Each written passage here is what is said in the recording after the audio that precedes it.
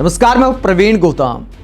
दोस्तों, जिन सांसदों के पास देश की जनता की आवाज उठाने की जिम्मेदारी है, वो खुद बेचारे महसूस कर रहे हैं। वो अपने ऊपर अत्याचार की बात जब संसद में बोलने लगते हैं तो बवाल कट जाता है, बोलने से भी रोका जाता है। इंडिया गठबंधन के सांसद जब चुनाव आयोग की तरफ मार्च कर रहे थे, दिल्ली पुलिस ने जो एक्शन लिया उसे लेकर सियासत गर्म हो गई है। राहुल गांधी ने पीएम मोदी चुनाव आयोग पर गंभीर सवाल उठाए हैं कि सांसदों को आखिरकार डिटेन क्यों किया गया। चुनाव आयोग ने यह क्यों कहा कि इतने सांसद हमसे मिलने नहीं आ सकते। राहुल का बयान भी आपको सुनाएंगे। पहले मल्लिकार्जुन खड़गे संसद में बोलने लगते हैं, उसे लेकर क्यों हंगामा मच जाता है, वो सीन आपको दिखाते हैं।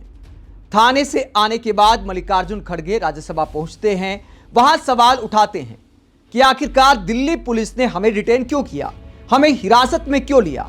तो मल्लिकार्जुन खड़गे को बोलने से रोक दिया जाता है। क्या सीन होता है, जरा देखिए। धन्यवाद। आज आप सभी को मालूम है कि हम इलेक्शन कमीशन के पास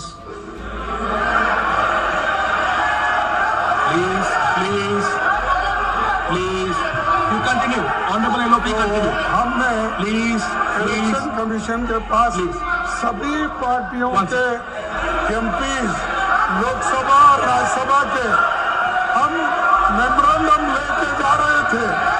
हमको मेमोरेंडम लेके जाने के लिए भी उन्होंने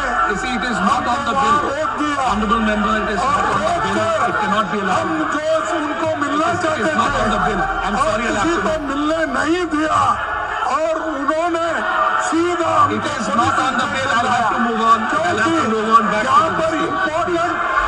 I'll have to move on. It is not on the bill. It's not on the bill.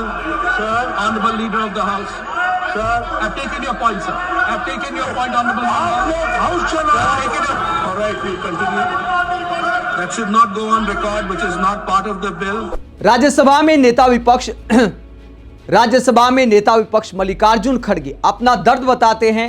सांसदों के साथ क्या हुआ वो बताने की कोशिश करते हैं, लेकिन कहा जाता है कि देखिए अभी बिल पास हो रहा है, आप ये सब संसद में नहीं बोल सकते। और कमाल ये है कि जेपी नड्डा सभापति को बताते हैं कि देखिए आप ये बोलने नहीं दे सकते, इसको सदन की कार्रवाई से बाहर निकालना चाहिए। जेपी नड्डा मल्लिकार्जुन खड़गे के बयान के बाद क्या निर्देश देते हैं, जरा सुनिए। The Honorable Leader of the House. The discussion is going on Manipur bill, and I think anything beyond that should not be recorded and should not go on record. तो जेपी नड्डा मल्लिकार्जुन खड़गे पर भड़क जाते हैं कि आप बिल के बारे में बोल सकते हैं, सांसदों के साथ क्या हुआ इस पर आप नहीं बोल सकते और इसे सदन की कार्रवाई से बाहर करना चाहिए। ये बयान जब जेपी नड्डा देते हैं तो कांग्रेस सांसद सवाल उठाते हैं, प्रमोद तिवारी सवाल उठाते हैं कि सदन जेपी नड्डा चला रहे हैं या फिर उपसभापति चला रहे हैं। Honorable Member, rule number. मैं इतना कहना चाहता हूं कि सदन की कार्रवाई आपके निर्देशन पे चलती है। आप कार्रवाई में किस शब्द को अंकित करना है, किसका भाषण अंकित करना है, ये फैसला आपकी कुर्सी से होगा, आपकी चेयर से होगा। Leader Honorable Member, I have already given him the तो time. कहा जा रहा है कि आप इसको कार्रवाई से निकाल दो। Honorable Member, I am looking कार्रवाई forward. से निकाला नहीं जा सकता। Honorable Member, I have taken your point. I have taken your point. I have taken your point. Yes, yes. Now, Srimati Nirmala Sitharaman ji. तमाम कोशिशों के बावजूद मल्लिकार्जुन खड़गे अपनी बात पूरी नहीं कर पाते। उन्होंने आरोप लगाया कि उनकी आवाज को सदन में सुना नहीं जा रहा है और ये लोकतंत्र के लिए अच्छा नहीं है। वोट चोरी का मुद्दा उन्होंने उठाने की कोशिश की, लेकिन बिल पास हो रहे थे तो उन्हें नहीं सुना गया।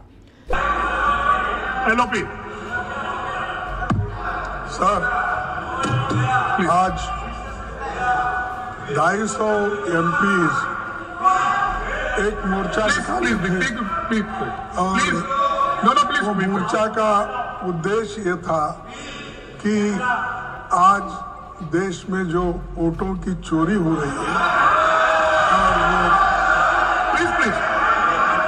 प्लीज सब्जेक्ट पर बोले, विषय पर प्लीज विषय पर बोले। मैंने आपको विषय पर बोलने के लिए अलाउ किया। Sanjay Singh ji please, Sanjay Singh ji please sit down.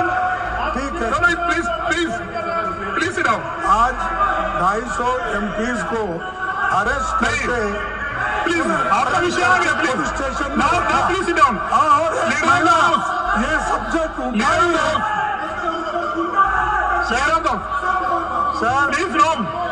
Nothing will go in record. आपका विषय पर बिल पर जो केवल लीडर ऑफ द हाउस की जो बोलेंगे वही रिकॉर्ड पर जाएगा। Leader of the house bill पर डिस्कशन हो रहा है, मंत्री जी जवाब दे रहे हैं। मुझे लगता है कि इसके बीच में कोई पॉइंट ऑफ ऑर्डर नहीं है। लीडर ऑफ ऑपोजिशन जिस विषय को उठा रहे हैं वो विषय इस समय इररिलेवेंट है। वहीं हिरासत से बाहर आने के बाद, थाने से वापस लौटने के बाद राहुल गांधी क्या कहते हैं? राहुल गांधी चुनाव आयोग पर निशाना साधते हैं और कहते हैं, हिंदुस्तान में लोकतंत्र की हालत देखिए, 300 सांसद चुनाव आयोग से मिलना चाहते हैं, लेकिन चुनाव आयोग कहता है कि आप मिलने नहीं आ सकते हैं, क्योंकि चुनाव आयोग सच्चाई से डरता है। अब ये राजनीतिक लड़ाई नहीं है, ये देश की आत्मा को बचाने की लड़ाई है, संविधान को बचाने की लड़ाई है। संविधान के हिसाब से एक व्यक्ति को एक वोट का अधिकार है। हमने साफ दिखाया है कि अब एक व्यक्ति एक वोट का कॉन्सेप्ट नहीं है। देश के युवाओं को यह सच्चाई पता चल गई है।